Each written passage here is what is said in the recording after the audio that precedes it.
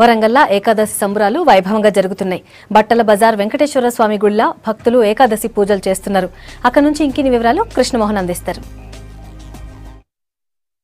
వరంగల్ జిల్లాలోని దేవాలయాలను కూడా తొలి ఏకాదశి తోటి ప్రత్యేక పూజలు జరుగుతున్నాయి. ఉదయం నుంచే భక్తుల తాకిడి కూడా ఎక్కువగా ఉంది. మనం ప్రస్తుతం వరంగల్ నగరంలో రామన్నపేటలో ఉన్న వెంకటేశ్వర స్వామి దేవస్థానంలోనూ ఇక్కడ ఉదయం నుంచే తొలి ఏకాదశి పూజా కార్యక్రమాలు కూడా నిర్వహిస్తున్నారు. స్వామివారికి అభిషేకాలు అవి నిర్వహించడం, ఆ తర్వాత అలంకారం కూడా చేస్తారు. కళ్యాణం లాంటి కార్యక్రమాలను కూడా ఏర్పాటు చేశారు. అంటే ఆషాఢ మాసంలో వచ్చేటువంటి ఏకాదశి తోటే తొలి ఏకాదశిగా భావిస్తారు. ఇక్కడి నుంచే హిందువులకు సంబంధించినటువంటి పండుగ కార్యక్రమాలు కానీ శుభ కార్యక్రమాలు అన్ని కూడా ప్రారంభమవుతాయి. అయితే ఈ తొలి ఏకాదశి రోజు ఎలాంటి పూజా కార్యక్రమాలు చేస్తారు, ఈ రోజుకున్నటువంటి విశిష్టత ఇవన్నీ కూడా తెలుసుకునే ప్రయత్నం. అంటే ఈ ఏకాదశికి ఉన్నటువంటి ప్రాముఖ్యత ఏంటంటే మిగతా ఏకాదశులకు ఈ ఏకాదశికి ఉన్నటువంటి ప్రాముఖ్యత ఏంది, ఈ రోజు ఎలాంటి పూజా కార్యక్రమాలు నిర్వహిస్తారు? ఏకాదశిలో అత్యుత్తమైనటువంటి ఏకాదశి ఆషాఢ మాసం లోపల వచ్చే ఏకాదశి, శుక్లపక్షం రోజున వచ్చే ఏకాదశిని మనం తొలి ఏకాదశిని మనం ప్రీతి చేసుకుంటాం. ఈ యొక్క తొలి ఏకాదశి రోజు నాడు ఇక్కడి నుంచి చాతుర్మాస దీక్ష ప్రారంభమవుతుంది. ఈ చాతుర్మాస దీక్షలో కూడా స్వామివారు ఇక్కడ ఇప్పటి నుంచి నిద్రకు ఉపక్రమిస్తారు.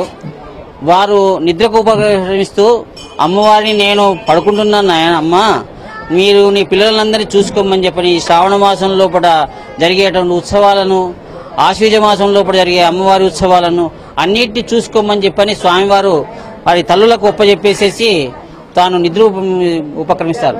ఈ చాతుర్మాస దీక్ష తీసుకొని ఆషాఢం, శ్రావణం, భాద్రపదం, ఆశ్వీజం, కార్తీక మాసంలో కూడా మళ్ళీ మేలుకుంటారు స్వామివారు. కార్తీక మాసం లోపల ఆ మాసం లోపల వచ్చేటువంటి ఒక మాసం విశిష్టమైనటువంటి మాసం కార్తీక మాసం కూడా.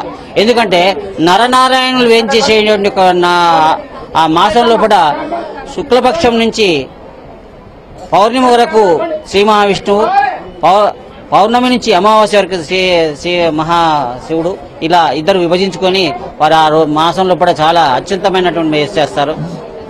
ఈ మాసంలో కూడా ఇటువంటి యొక్క తొలి పండుగలు కాబట్టిగా మనకి ఈ రోజు నుంచి పండుగలు స్టార్ట్ అయినాయి. అయినా మనం ఏ ఇంట్లో ఏ కార్యక్రమం చేసుకున్నా మనం పండుగలు చేసుకోవచ్చు. స్వామివారి మొదటి పండుగ అర్పిస్తూ మనం కూడా చేసుకునేటువంటి అవకాశం మనకు స్వామివారు అందించారు అని చెప్పినటువంటి ఒక అనుభవంతో మనం ఈ ఒక చాతుర్మాస దీక్షలో కూడా స్వాములు, పెద్ద పెద్ద స్వాములు, జీవ స్వాములు అనేటువంటి వాళ్ళు ఈ రోజు నుంచి వారు మాట్లాడడం బంద్ చేసుకుంటారు. వారు మౌనం వ్రతం వారిస్తారు. అంటే ఈ రోజు ఎలాంటి పూజా కార్యక్రమాలు ఈ ఆలయంలో జరుగుతాయి? ఈ రోజు స్వామివారికి మొట్టమొదటి స్వామివారికి బాలభోగం నివేదన అయింది.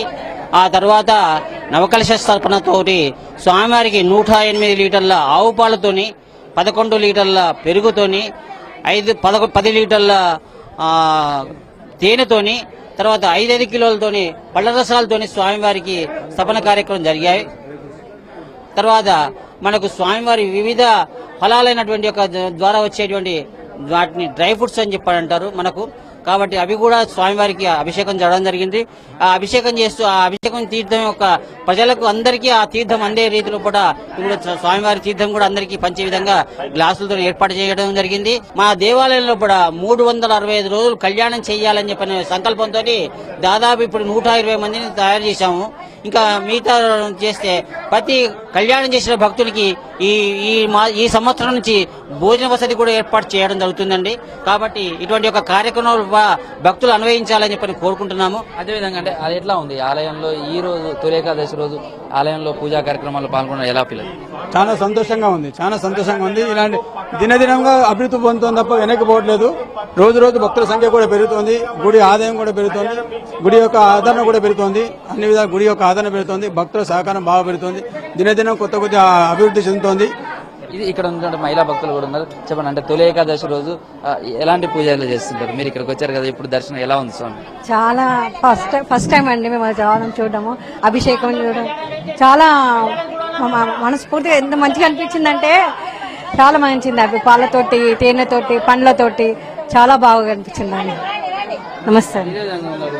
మనం అంటే మీరు ఎక్కడి నుంచి వచ్చారు, ఎలా ఉంది ఇక్కడ ఈ తొలి ఏకాదశి రోజు ఎలాంటి పూజలు చేసి? మంచిగానే ఉంటుంది పూజ, ఎప్పుడు అలంకరణ బాగుంటుంది. ఇక్కడ కొంతమంది మహిళా భక్తులు కూడా ఎలా ఉంది ఇక్కడ? అంటే తొలి ఏకాదశి రోజు అంటే చాలా సెంటిమెంట్ గా భావిస్తారు కదా, గుడికి ఎలాంటి పూజలు అవి చేశారు? తొలి ఏకాదశి అంటే వెంకటేశ్వర స్వామికే ప్రత్యేకత. బాగుంది, బాగా చేశారు. ప్రస్తుతం ఇక్కడ తొలి ఏకాదశికి సంబంధించినటువంటిది సాయంత్రం వరకు కూడా ఈ పూజా కార్యక్రమాలు యథావిధంగా కొనసాగితే ఈ ఆలయంలో కూడా 365 రోజులు కూడా కళ్యాణం నిర్వహించేందుకు కూడా ఏర్పాటు చేశారు. ప్రతిరోజు ఇక్కడ నిత్య కళ్యాణం జరుగుతుంది. తొలి ఏకాదశి నుంచి కూడా అంటే స్వామివారు నిద్రకు ఉపక్రమిస్తారు, అమ్మవారికి చెప్తారు భక్తులను కటాక్షించి కరుణించాలని కాపాడమని. 6 నెలల తర్వాత స్వామివారు మళ్ళీ మేల్కొని లోక కళ్యాణం చేస్తారు అనేది చెప్తున్నారు.